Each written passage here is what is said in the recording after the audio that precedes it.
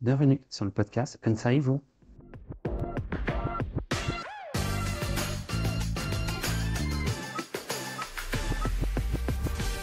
Découvrez le parcours et les conseils de Vincent Burno-Galpan, NCA Alumni promotion 2020, qui avait intégré notre école d'ingénieur après une prépa BL. Aujourd'hui, chargé de mission finance durable à l'Institut de la finance durable, il a accepté de parler transition écologique avec Eve Samani. Il est ingénieur en première année, admis après une prépa BL, et Antoine Dalencourt, en troisième année voie Finance, Risk and Data, et qui avait intégré l'ETSEC Paris via le double diplôme avec l'ESSEC. Bonne écoute. Moi, c'est Vincent Burnand. J'ai commencé mon parcours par une classe préparatoire BL Agence Onsaï et je rejoins donc l'ENSAE en 2017 et j'ai fait l'ENSAE filière data science et sciences sociales et à ça j'ai adjoint un master à Sciences Po donc en affaires européennes avec une spécialité énergie, développement durable et environnement. À la suite de ce parcours, j'ai fait une première expérience en tant que collaborateur parlementaire auprès d'une députée. Et ensuite, j'ai rejoint l'Institut de la finance durable, donc il y a un an, où je travaille sur les sujets de financement de la transition écologique, de mobilisation des fonds privés, de l'épargne des Français pour financer la transition écologique, et aussi un autre volet sur le désinvestissement des énergies fossiles. Est-ce que la finance à impact a un rôle à jouer dans toutes les industries? Énergétique, mais l'industrie, le bâtiment, les transports, l'agriculture, les déchets, il y a quand même beaucoup de secteurs qui sont impliqués, même le numérique. Il y a des enjeux environnementaux importants. Alors, ça dépend toujours de savoir quel est l'impact qu'on cherche. Et il y a un certain nombre de secteurs qui sont plus importants que d'autres. C'est sûr, quand l'énergie, forcément, il y a un impact et une importance plus grande dans les questions climatiques. Mais dans tous les secteurs, on peut chercher un impact, en tout cas. Donc, je ne saurais pas dire s'il y a vraiment voilà, il y a des secteurs à fort enjeu, il y en a d'autres qui le sont un peu moins, mais il y a forcément des améliorations à chercher partout.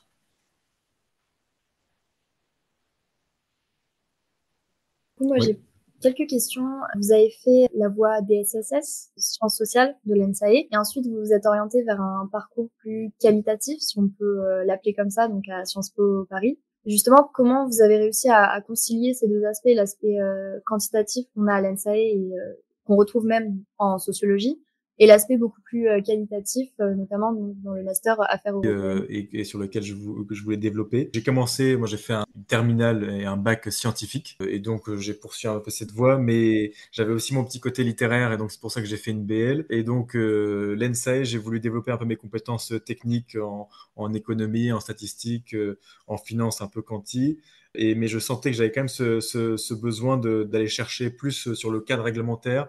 À Sciences Po, voilà, on développe un peu plus ses connaissances de l'écosystème des politiques, de la réglementation, des politiques publiques. Donc c'est un peu ces deux volets-là que je voulais développer en parallèle. Et c'est ça ce qui m'a permis d'aller à la fois à l'ENSEE pour développer mes compétences techniques et à Sciences Po sur mes compétences plus de connaissance de l'écosystème des politiques publiques. Donc c'est pour ça que j'ai fait les deux et c'est comme ça que je m'y suis retrouvé. À l'Institut de la finance durable, je suis un peu à l'intersection des deux parce que mes connaissances des chiffres, mes connaissances du fonctionnement de l'économie viennent de l'ENSAE, et de l'autre côté, on a beaucoup de liens avec les politiques publiques, justement comment les façonner pour financer la transition écologique. Donc vraiment, je retrouve ces deux piliers qui se rejoignent aujourd'hui à l'Institut de la finance durable.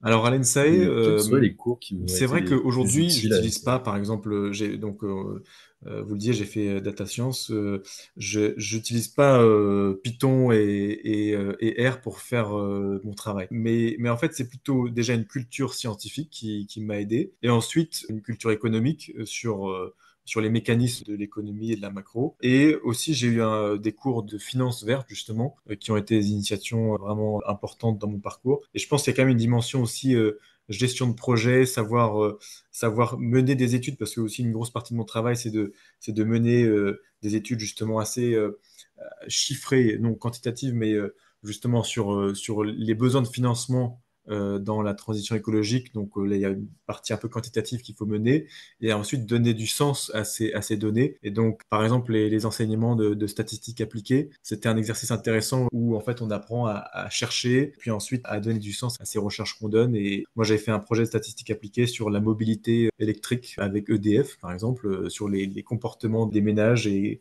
quelle serait la part des déplacements aujourd'hui qui pourraient être remplacés par par de la mobilité électrique. Et donc, voilà, il y avait des considérations de politique publique, comment on aide cet accompagnement, quelles sont les contraintes. Là, je retrouve un peu ça aujourd'hui, et donc les enseignements de l'ENSA étaient assez importants pour développer ces capacités que j'utilise aujourd'hui.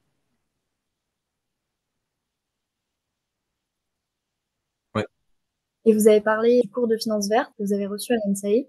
Est-ce que c'est à partir de ce moment-là que vous avez décidé de vous orienter vers cette branche de l'économie, enfin si on peut appeler ça une branche bien évidemment, mais vers toutes les questions de durabilité de notre système financier et système économique? Est-ce que c'est à ce moment-là ou ça s'est fait avant, J'ai après? toujours eu un jour essayé de rattacher un peu mes enseignements, par exemple typiquement le choix de faire ce projet de statistique appliquée sur la mobilité électrique, ce choix du cours de finance verte. Donc j'ai toujours été guidé par ce sujet-là, et dans tous les cadres dans lesquels j'étais, que ce soit à l'ENSAE ou à Sciences Po, j'ai toujours voulu rattacher à ce domaine-là. Donc ouais, c'est plutôt dans ce sens-là c'est un peu le fil rouge de mes études.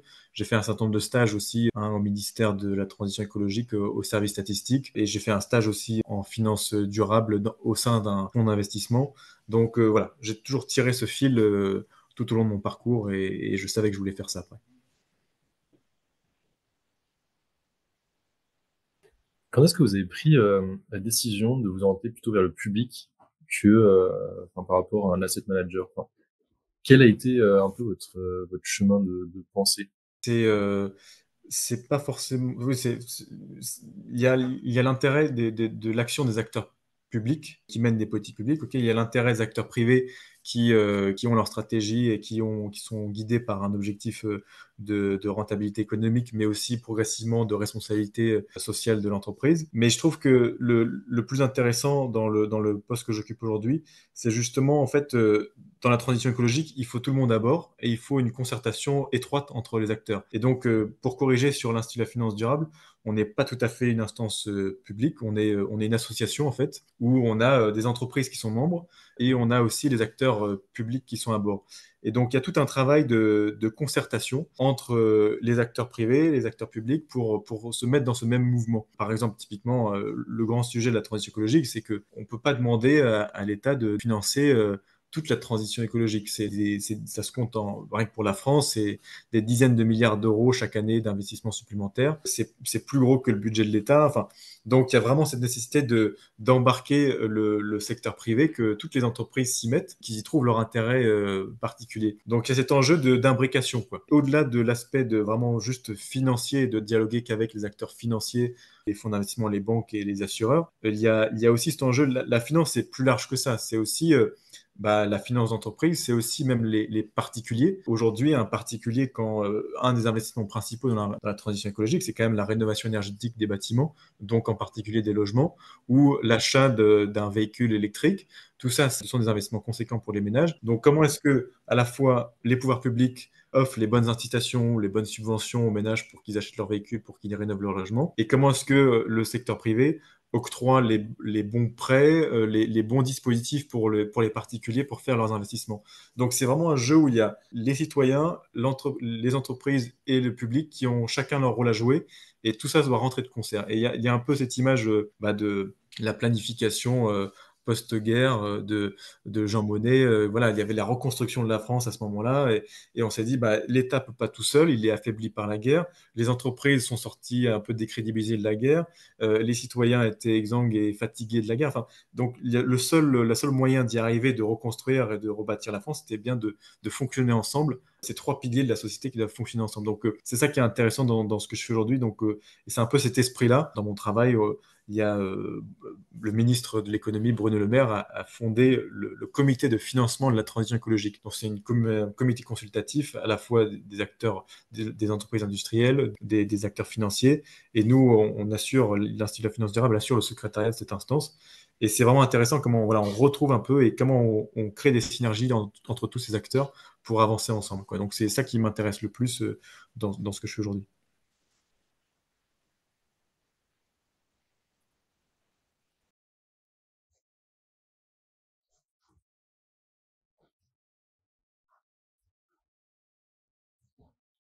Il y a un aspect vraiment animation de groupe de travail, parce que notre méthode de base, c'est, comme nous sommes une association, c'est de réunir autour de la table l'ensemble des acteurs assez divers pour traiter de nos sujets. Donc moi, j'anime 2 groupes de travail, un sujet pour inventer des solutions de financement de la transition écologique un peu innovantes, justement pour mobiliser les financements privés dans la transition écologique, et un autre groupe de travail sur justement le désinvestissement des énergies fossiles et comment en sortir. Et donc, très concrètement, il s'agit de préparer l'ordre du jour des réunions, de regrouper, d'animer les débats, de faire les comptes rendus. Voilà. Il y a ce premier travail qui est d'animation des groupes de travail donc, que je fais.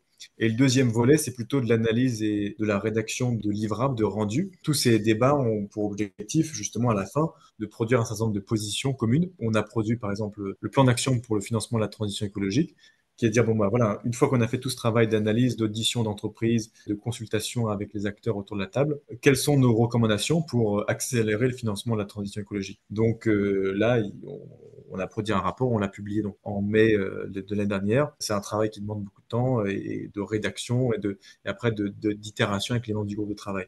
Derrière, il y a aussi le travail de valorisation de ce qu'on a pu faire, donc de diffusion et de présentation de nos travaux, par exemple au pouvoir public, et de prolongement de ces travaux. Là, récemment, j'ai pu travailler donc sur le secteur du bâtiment en particulier. J'ai pu parler de la rénovation énergétique, comment on décarbone le bâtiment, et il y a un certain nombre d'investissements à faire. Donc, on a fait un focus sur la rénovation énergétique. On a fait des consultations avec les entreprises du secteur, les acteurs financiers, les particuliers qui ont des investissements, comme je vous le disais tout à l'heure. Donc voilà, c'est cet enjeu d'expertise et de production de recommandations à destination du public pour avancer sur le débat et faciliter le financement dans ces sujets.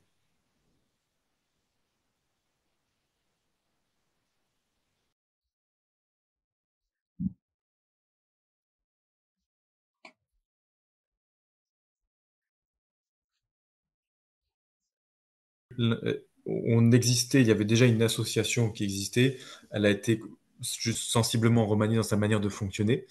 Mais en tout cas, c'est vrai que l'identité est nouvelle, l'objectif est nouveau. Ce qui est sûr, c'est que dans la manière de mener son travail, c'est que tout est à faire. Donc, quand on arrive, il y a l'image de l'association n'est pas encore bien installée, les interlocuteurs ne sont pas encore très clairement définis, les missions même entre nous sont pas bien définies. Donc il faut tout inventer. Il y avait notre président qui avait une vision de ce que devait être l'Institut de la finance durable. Euh, c'est vrai que c'est un défi supplémentaire de partir d'une page blanche dans son travail. Donc oui, clairement, c'est à la fois satisfaisant parce que on construit quelque chose, on l'imagine et on les réalise après.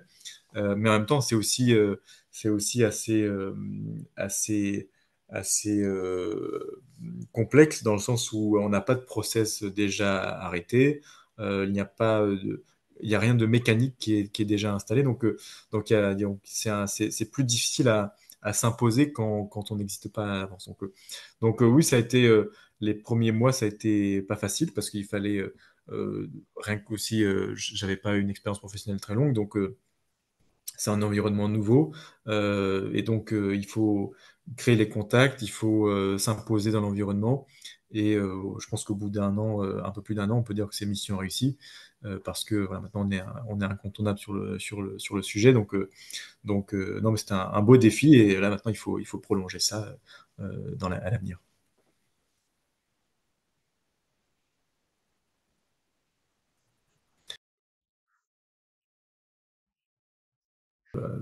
Il y a, alors oui, l'enjeu, nous, n'est pas de trouver de l'argent.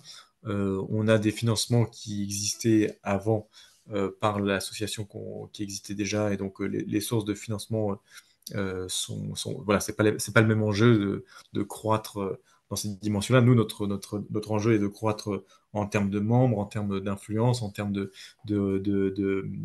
positionnement dans le débat sur ces sujets. Mais clairement, il faut inventer de nouveaux produits, trouver sa marque, trouver sa place, trouver son positionnement par rapport aux autres acteurs. Donc oui, c'est tout à fait ça, c'est comme une startup. Ouais.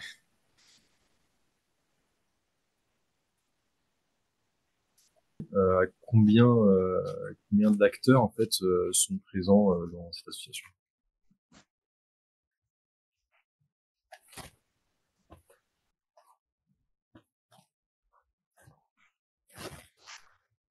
L'Institut de la finance durable est une association d'acteurs financiers. Nous faisons partie de Paris Europlace, qui est une association qui regroupe tous les acteurs de la place financière de Paris.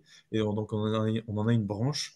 Donc, on a à la fois des sociétés de gestion, des banques, des assureurs. On a tous les gros acteurs chez nous. Et ensuite, on a aussi des entreprises non financières, des entreprises industrielles. On a la moitié des entreprises du CAC 40 qui sont membres. Donc, il y a eu une transformation il y a un an de l'Institut de la finance durable, qui était avant, qui s'appelait Finance for Tomorrow, qui était justement une association un peu plus de pionniers, toujours dans cette dimension, dans cette idée que l'écologie doit devenir mainstream. C'était une association de pionniers qui avait des membres qui étaient très investis. Et là, l'optique, c'est vraiment d'embarquer tous les gros acteurs pour que ces sujets-là deviennent mainstream. Et on essaie d'embarquer les acteurs. On a EDF, on a Engie, on a Total qui sont membres aussi. Donc, d'embarquer les acteurs aussi que l'on considère pas très engagés aujourd'hui ou qu'il faut embarquer. Et l'idée, c'est de les avoir à bord parce que l'enjeu, c'est que tout le monde fasse cet effort. Donc oui, on a une diversité de membres d'entreprises. Et puis, bien sûr, on a après un certain nombre d'acteurs publics avec qui on dialogue. On a l'ADEME, on a la Banque de France qui est membre. Et on dialogue beaucoup avec le ministère de l'économie, et notamment dans le cadre de ce comité de financement de la transition écologique qu'on anime avec eux. Donc on a des interactions importantes. On agit un peu comme un forum de discussion sur ces sujets de financement de la transition écologique en France. Voilà. Le comité de transition énergétique, est-ce que vous avez également des acteurs d'une autre envergure qu'une envergure nationale, c'est-à-dire plus des acteurs européens, voire internationaux?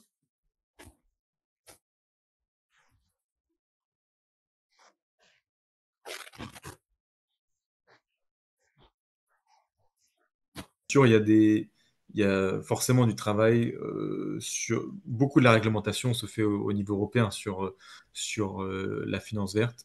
Il y a notamment toutes les normes. Alors leur petit nom c'est SFDR, CSRD, etc. Enfin c'est des normes européennes de transparence de l'information financière.